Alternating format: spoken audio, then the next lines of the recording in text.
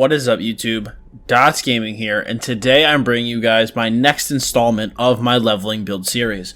Now, if this is the first video you are turning into, these leveling builds are not builds in the traditional sense. In my opinion, traditional leveling builds are kind of a waste of time. You're constantly replacing your gear, so you don't want to just keep wasting your materials crafting it yourself. And as a new player, you also probably won't have access to a crafter to constantly make you gear. You shouldn't be relegating yourself also to one specific set of skills, and instead you should be experimenting and learning while you play, and most importantly, you should be spending your leveling process just enjoying and learning the game. And a static leveling build can take that process away from a new player. Now, this video is a framework for you to follow, showing you some of the most commonly used abilities for each class and role with some of my own flair thrown in, allowing you guys to pick and choose from a list of abilities, mixing and matching how you like. This will allow you to, like I said, experiment with different ability combinations as you level up, and then come the end of the game, you'll not only have all, if not most, of the commonly used abilities leveled up and morphed, but you'll know which one of these you like the most and what works best for you. Now, I'm going to be covering all the roles today: Magicka and Stamina DPS, tanks, and healers. A disclaimer just before I start though, this is simply my opinion. I am not saying I am the end-all be-all and that you have to follow this to a T. If you don't like something, go ahead and change it. Remember, the goal of these frameworks is to simply make the leveling process easier and set you up for endgame. You may need to respec your character come the end game if you decide to go in a more PvE or PvP direction, but that is not what you should even be worrying about right now, nor do you need to worry until you're about CP 160. Like I said, the goal of this guide is to assist you in your leveling process and help you prepare your skill trees and abilities to be used in a proper setup of your own or someone else's design come the end of the game. But with the intro to the series and the videos out of the way, we're going to move into our next class, a long-awaited one, and that is the Nightblade. The Nightblade is the master of stealth, life-stealing magic, and boasts high mobility and damage. Now, even though Nightblades are primarily used as damage dealers and that's where their strengths lie, they can still fit into the tank and healer roles with a very unique playstyle. Nightblades can be a little difficult as a first character for newer players due to having a bit of a higher skill cap than some of the other classes, but when built properly, easy and effective builds can be made, which will make the leveling process significantly easier. Displayed on the screen now are the timestamps for the different sections, so you can just go ahead and pick and choose and fast forward to whatever section applies to you, or if you want to learn a little bit more about all the different types of roles, you can go ahead and watch the full video. Moving right into Magicka DPS though, we have for our race choice High Elf, Breton, Dark Elf, or Argonian. In my opinion, for the Magicka Nightblade, High Elf is definitely the best. Dark Elf and Breton, you can make a point for either one of those as well, but in my opinion, I find High Elf to be the best for a PvE situation. For PvP, Argonian is super strong with the resourceful passive that they bring, with the potions restoring a chunk of your resources, so that is also something to consider. But honestly, any one of these four races is a solid choice. In terms of gear, you are looking at 5 pieces of light, 1 piece of medium, and 1 piece of heavy. And you will be using dual destruction staves, or if you plan on PvPing, you will be going destruction staff, restoration staff. In terms of attributes, you are going to be putting all of your points into Magicka. Now, in terms of vampire versus werewolf versus mortal, you're going to want to go with the vampire. The main reason for that is that the recovery bonus that you get from being a vampire greatly outweighs any of the negative side effects you get from it, so it's just so worth grabbing. In terms of our MUNDUS stone, we are looking at the Apprentice. The Apprentice gives spell damage and is currently in my findings parsing the highest for the MUNDUS stones in terms of sheer damage. In terms of potions and food, you want to use really any Magicka potion you could find. Any of the trash Magicka potions you pick up through your ventures is going to be good to help keep your Magicka sustained. Now, while food is not mandatory, if you can find some, try to get stuff that increases your health, Magicka, and or Magicka recovery. Remember though, no food, any food is better than no food. Although those are the 3 you want to aim for, really any food's going to be better than just using nothing. In terms of the abilities though, make sure when you're using your ability setup to use one ability from each class tree on both your front and back bar. When you gain experience, whether it be from killing monsters or returning quests, the abilities on your active bar are the ones that gain experience as well as their respective skill lines. Another cool trick though is that if you have abilities on a skill bar that you want to level up, you could switch to that back bar when handing in a quest or completing a dungeon to give them and their skill lines a surge of experience. Just keep in mind though, some skill trees do level up differently. The tree itself, for example, the Mages Guild requires you to collect lore books to level it up, so just keep that in mind when you are looking to level the different skill trees. Now you're going to notice that I do recommend the first skill of the skill tree as a choice, just to help you get started with getting that skill line leveled. If you want to level another weapon or skill tree without actually using it, you can simply place a skill from that tree on your ability bar to help it and its skill line gain experience. You don't actually have to use the ability itself. Now moving into the ability list though. From the Assassination tree, we have Assassin's Blade, which you're going to want to morph into Impale, and we have Grim Focus, which you're going to want to morph into Merciless Resolve. From the Shadow tree, we have Veiled Strike, which you're going to want to morph into Concealed Weapon, and Path of Darkness, which you're going to want to morph into Twisting Path. From the Siphoning tree, we have Strife, which you're going to want to morph into Swallow Soul, Cripple, which will be morphed into Crippling Grasp, Siphoning Strikes, which will be morphed into Siphoning Attacks, and Drain Power, which will be morphed into Sap Essence. From the Mages Guild, we have Mage Light, which will be morphed into Inner Light.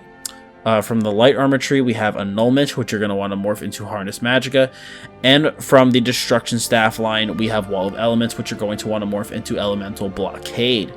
Now, if you want to go from a more PvP perspective, I would also recommend checking out these abilities. From the Assassination tree, we have Blur, which you can really take either morph. It's going to depend on your build, whether or not you want extra armor and spell resistance or speed. It's really up to you. And we also have Mark Target. Again, pick your morph depending on the type of PvP you're playing, but generally Piercing is a very, very solid choice. From the Shadow tree, we have Shadow Cloak, which you're going to want to morph into Shadowy Disguise, Aspect of Terror, which you're going to want to morph into Mass Hysteria, Summon Shade, which you're going to want to morph into Shadow Image, and then from the Mages Guild, we have Entropy, which can be morphed into Degeneration, and Weakness to Elements from the Destruction Staff, which you're going to want to morph into Elemental Drain. In terms of our ultimates, from the Assassination line, we are looking at Deathstroke, which you're going to want to morph into Soul Harvest. Soul Shred, which you're going to want to morph into Soul Tether from the Siphoning line. From the Destruction Staff line, we have Elemental Storm, which you're going to want to morph into Elemental Rage. And from the Resto Staff, we have the ultimate that I still don't know how to pronounce, which you're going to want to morph into Light's Champion. Now, I know you guys are going to notice that the ability selection for Magicka Nightblade is a little bit on the thin side, and that is because there's really... The PvE abilities here are pretty much standard, straightforward. I would recommend, if you want to add a little bit more defensive capabilities into your questing adventures, pool a little bit from the PvP abilities. Specifically, I would recommend Shadow Cloak, as well as... I would also recommend Blur. Two very, very strong abilities for PvP that can be taken into PvE to help you survive during your adventures. Especially if you're a new player, being able to utilize Shadow Cloak to get around enemies and complete your quests is going to be something that you find extremely helpful. Moving into passives, though, we have the class passives from Assassination, Shadow, and Siphoning. We have the racial passives, the light armor passives, the destruction stat passes, and obviously take the resto ones if you're going to be PvPing. The vampirism passives, except for Savage Feeding and Blood Ritual, unless you want to turn someone into a vampire. Medicinal use from Alchemy. The Mages Guild, the Fighters Guild. From the Fighters Guild, you do want to take Banish the Wicked only. Undaunted, and then eventually you want to get the the passives from heavy and medium armor that do not require you to wear 5 pieces of gear. In terms of your rotation, you want to try to utilize any abilities that give you a buff first, so that they make any abilities used afterwards stronger or can help you stay alive longer. You also want to use any dots in your build first, or any AoE type abilities first, so use each dot that you have on your enemies while weaving a light attack in between each of them. You should only really have one spammable ability in your build at a time to use when you are keeping your dots up and you don't need to buff yourself. In this case, you're going to want to use Swallow Soul. Granted, I do have Concealed Weapon in this build as an ability, and yes, while you are working towards Twisting Path, you can have 2 spammables, but the second you get Twisting Path, I would recommend dropping Concealed Weapon, maybe moving it to a back bar or something just to keep it there to gain experience, so that you can use so that you could just use Swallow Soul as your main spell. You can even get rid of it and use something like Shadow Cloak to have that Shadow ability on your bar. Just keep that in mind, that Swallow Soul is eventually going to be what you want to use over a concealed weapon. And then you want to use any CC, shields, and heals as needed. If you do need a CC, again, I would recommend looking into Aspect of Terror. If you feel like you need a CC, you could look into that.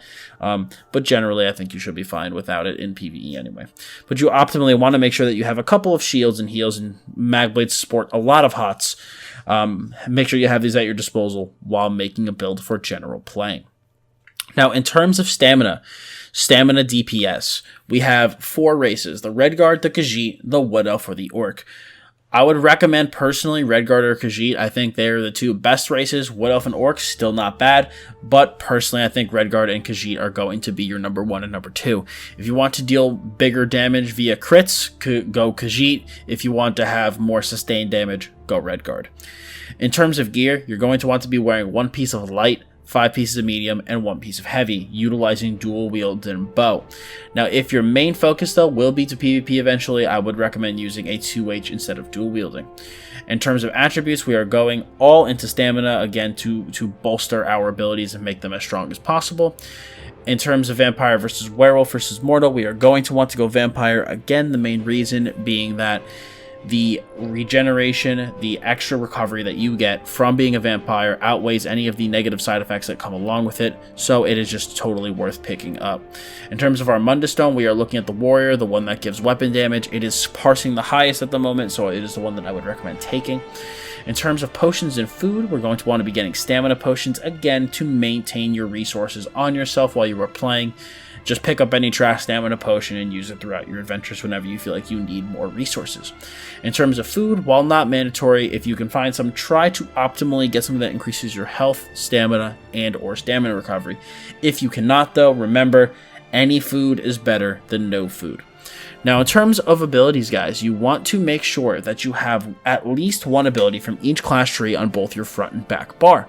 When you gain experience, whether it be from killing monsters or doing quests, the abilities on your active bar are the ones that are going to gain experience, as well as their respective skill lines. Another cool trick, though, is that if you have abilities on a skill bar that you want to level up, you can always switch to that bar when handing in a quest or completing a dungeon to give them and their skill lines a surge of experience.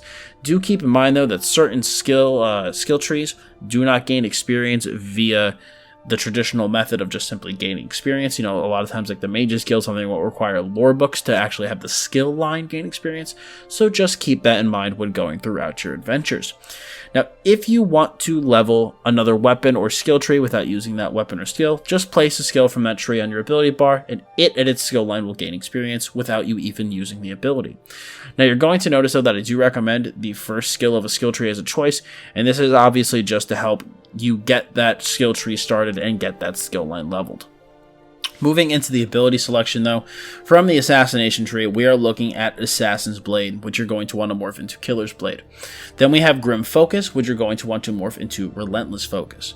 In terms of Shadow, we have Veiled Strike, which you're going to want to morph into Surprise Attack. And then from Siphoning, we have Strike, which I would recommend not morphing. You are not going to be using Strife. You just really need it to gain experience in the Siphoning tree. If you want to morph it into Swallow Soul for the extra healing received, go ahead, but I would recommend just leaving it unmorphed, because you are eventually just going to use Siphoning Strikes, which you're going to want to morph into Leeching Strikes, and then Draw Power, which you're going to want to morph into Power Extraction. From the Fighters Guild, we have Trap Beast, which you're going to want to morph into Rearming Trap. From the medium armor line, we have Evasion, take either morph. From Bow, we have Poison Arrow, which you're going to want to morph into Poison Injection. We have Volley, which you're going to want to morph into Endless Hail. From Dual Wield, we have Twin Slashes. Again, take either morph based on if you need more healing or you can afford more damage. Whirlwind, which you can morph into Steel Tornado. Blade Cloak, which you can morph into Deadly Cloak. And then Vigor, which you can morph into Resolving Vigor. And then we have Caltrops, which you can morph into Resolving Caltrops. Caltrops and Vigor are both from the Assault skill line. Now, if you're going to be PvPing and would like to PvP at some point, there's a couple of other abilities I would recommend picking up. From the Assassination tree, we have Teleport Strike, which I'd recommend morphing into Ambush. From Shadow, we have Shadow Cloak, which you can morph into Shadowy Disguise. Aspect of Terror, which you can morph into Mass Hysteria, and then from two-handed we have Uppercut, which you can morph into Wrecking Blow, and Momentum, which you can morph into Rally. Keep in mind though, Shadow Cloak is also a great tool for general PvE if you want to sneak around stuff, so that is something to keep in mind if you want to use that during your adventures. I would recommend, if you're having a tough quest that you can't get through, just cloaking around the enemies is something that's very, very helpful. In terms of our ultimates, we have the Fighter's Guild ultimate, Dawnbreaker. You can really take either morph. I've seen both used, so take which one you prefer. From the Assassination tree, we have Deathstroke, which you can morph into Incapacitating Strike, very good ability. From Siphoning, we have Soul Shred, which you can morph into Soul Tether. And then Bow, we have Rapid Fire, which you can morph into Ballista. Now, in terms of our passives, you have Assassination, Shadow, Siphoning, Racial, Medium Armor, Dual Wield, or take the 2H stuff if you're going the PvP route, Bow, Vampirism passives except for Savage Feeding and Blood Ritual, Alchemy, Medicinal Use, Fighter's Guild, Undaunted, and then eventually get your light and medium armor passives that do not require you to be wearing 5 pieces of that armor type.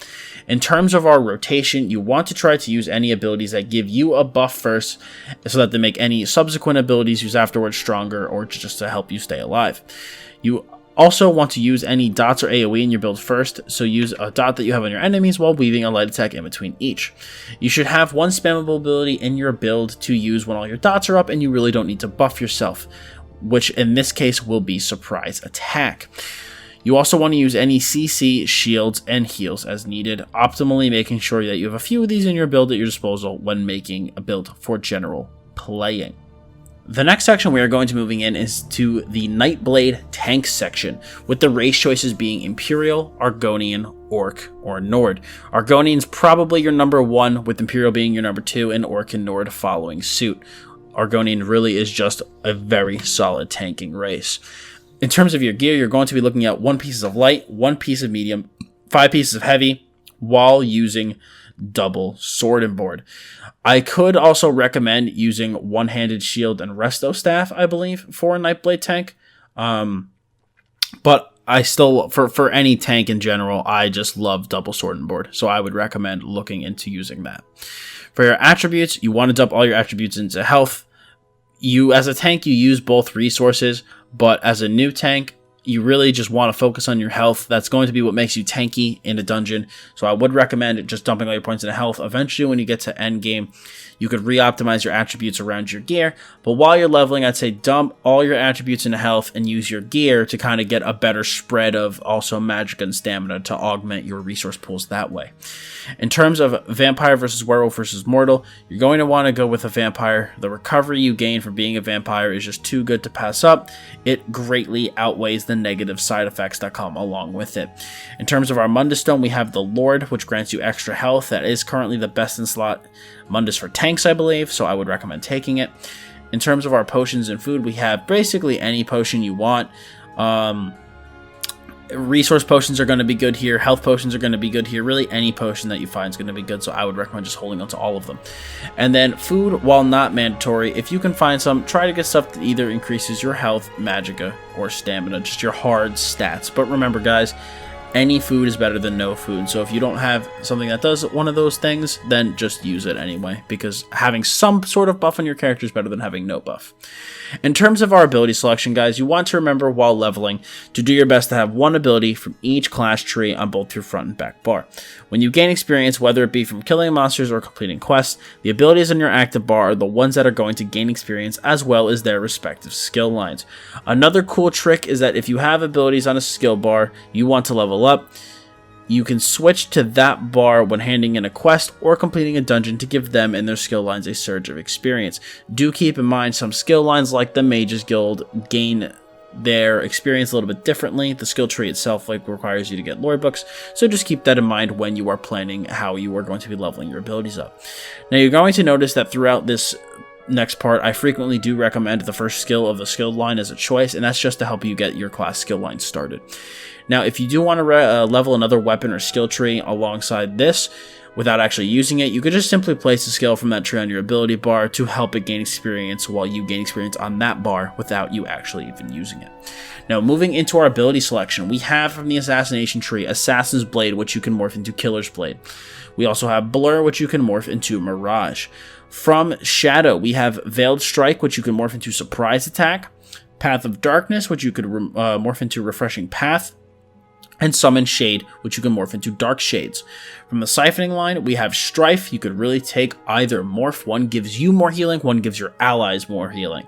So it's really up to you based on what you feel you need for your tank. We have Siphoning Strikes, which you can morph into Leeching Strikes, and Draw Power, which you can morph into Sap Essence. From One-Handed Shield, we have Puncture, which you can morph into Pierce Armor, Low Slash, which you can morph into Heroic Slash, and Defensive Posture, which you can morph into Absorb Magic. From the Undaunted line, we have Inner Fire, which you can morph into Inner Rage, and Bone Shield, which you can morph into Bone Surge. In terms of ultimates, from our One-Handed Shield skill line, we have Shield Wall, which you can morph into Shield Discipline.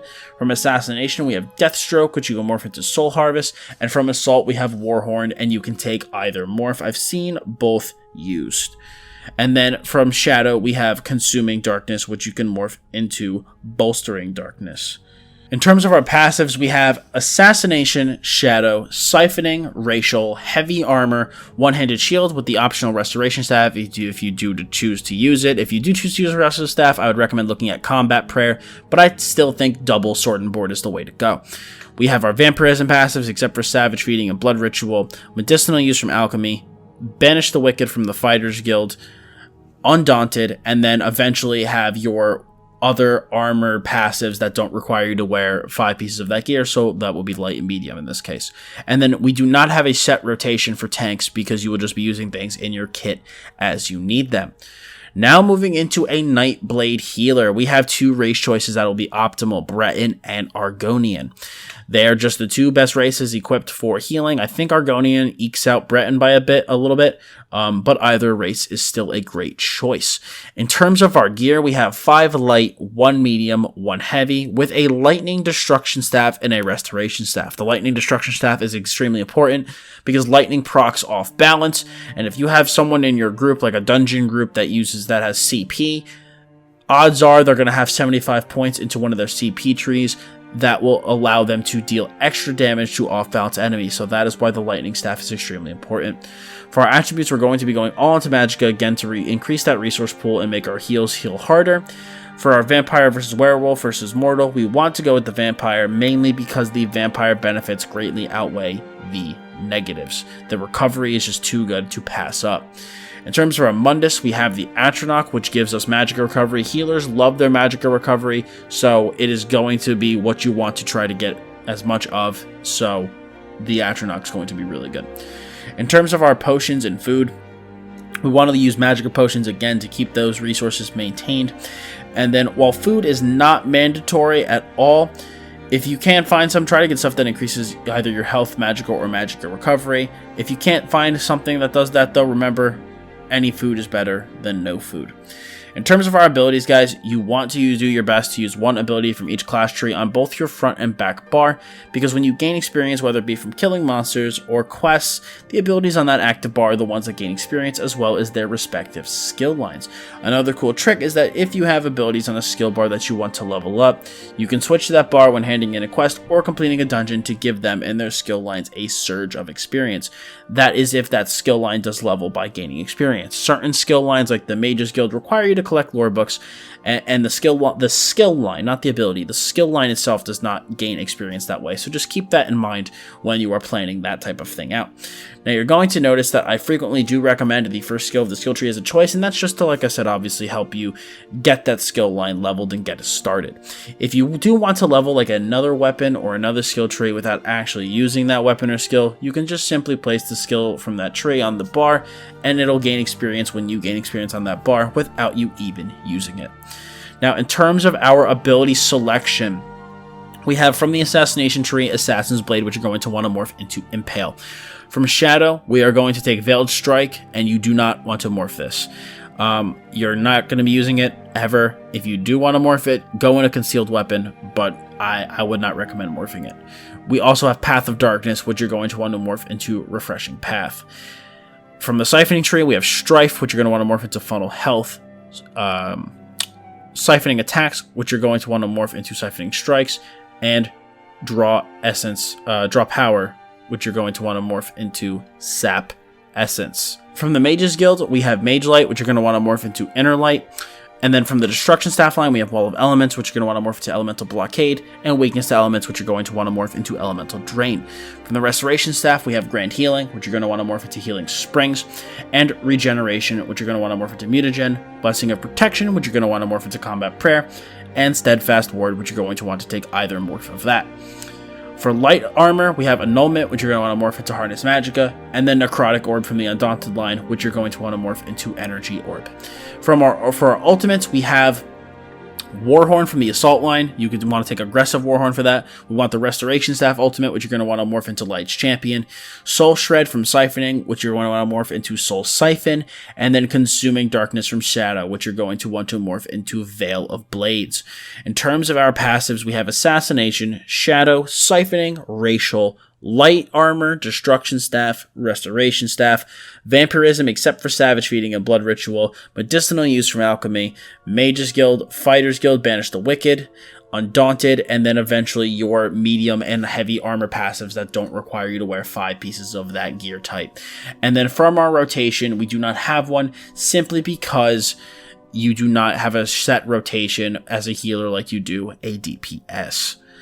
But that is it for this guide, guys. That is it for the Nightblade leveling guide. Now, I know some of you might look at the stamina in Magicka DPS and kind of go, those ability selections are a little thin, Dottz. What's going on with the not static leveling progression? You know, those ability selections are a little thin. That is because for Nightblade DPS, there is a very specific use for the abilities.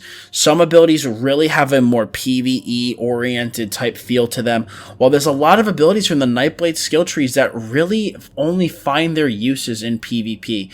Like at endgame, you really aren't going to be using Shadow Cloak, Aspect of Terror, Summon Shade in a PvE environment. You're just not going to, but you're going to in a PvP environment. But I will say, guys, while leveling, I would recommend picking up some of these PvP abilities that I've recommended. Blur is a really good one for Magblade. Shadow Cloak is really good for both. For stamina, you could also, again, Shadow Cloak, Aspect of Terror. You could also grab Teleport Strike, because Teleport Strike, which morphs into Ambush, works very, very well with Surprise Attack. So you can, I would recommend pooling a bit from the PvP abilities if you kind of need to fill out your skill bars a little bit while you're leveling, and experimenting with those. Because even if you think right now, I'll never PvP, it's something I'm never going to do, you don't know. It might be something down the line that you eventually give a shot, and you're going to be happy that you have these other abilities available to you, you know, so that you don't have to go and grind them out and get them ready to be morphed. Also, keep in mind, the more abilities that you have from a skill tree, the faster it's going to level. So if you have 2 abilities from your Assassination tree and 1 ability from your Shadow tree, your Assassination tree is going to level faster. So it's also something you could do. You can invest in some of those other abilities to kind of help even out how much your skill lines are gaining experience. But I just wanted to throw that little tidbit in because I didn't want people to think that I was promising something at the beginning of the guide and then not supplying it. It's just that with the, like I said, with the DPS Nightblades, a lot of times there is a fine line between what's usable more in a PvE environment and what's usable more in a PvP environment. But that is it, guys, for this guide. I really hope you all enjoyed it. If you did, I would appreciate it if you left a like on it. Also, if you want more content like this, you could subscribe to the channel as well as hit the little bell in order to always stay up to date with when I'm posting content. If you have any questions about this guide, by all means, please leave a comment below. I do try to answer every comment that I get, so odds are if you have a question and you ask it, you will be getting an answer directly from me. So I really hope that you guys enjoyed this guide and enjoyed looking for the Nightblade one. Eventually, next week we will have the Sorcerer guide, and then after that we will have the Warden guide, and then once those two are done, we will be back to our 2 video per week schedule. Thanks again for watching, guys. As always, I'm Dottz Gaming, and I will see you next time.